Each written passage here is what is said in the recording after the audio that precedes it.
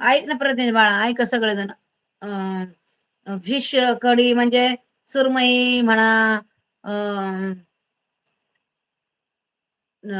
काय म्हणतात, अंडा कढी म्हणा, सुरमई म्हणा किंवा पापलेट म्हणा किंवा अ, बांगडा करी म्हणा.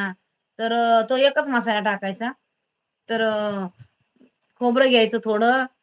खोबऱ्यामध्ये 2 कांदे टाकायचे, 2 टोमॅटो टाकायचे, थोडं अद्रक टाकायचं, आलं, थोडी कोथिंबीर टाकायची. अ, लाल मसाले पावडर टाकायची, धना पावडर टाकायची, जिरे टाकायचे, अ, थोडा लसूण टाकायचा आणि मस्त गरगर, गरगर मीठ टाकून वाटायचं, हळद, मीठ टाकून वाटायचं. गरगर, गरगर. चिंचेचा कोळ भिजत घालायचा.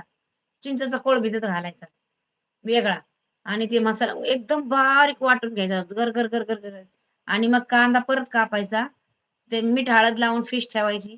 कांदा परत कापायचा. कांदा, राईची आणि थोडी मेथी दाणे, कढीपत्ता टाकून फोडणी द्यायची आणि तो मसाला परतून, परतून, परतून, परतून, परतून, परतून घ्यायचा आणि स्लो गॅसवर 5 मिनिटं ठेवायचा. स्लो गॅसवर. परत ते 5 मिनिटं झाले का परत परतून, परतून घ्यायचा. परत 2 मिनिटं ठेवायचा. मग ते परतून झालं का मग गरम पाणी ओतायचं त्याच्यात आणि वरून फिश सोडायची. थोडी उकळी आली ना गदा, गदा, गदा, गदा वरून फिश सोडायची आणि फक्त 2च मिनिटं ती फिश उकळवायची नाहीतर गाळ होईल फिश. 2च मिनिटं उकळवायची. कळलं? ऐकलं का?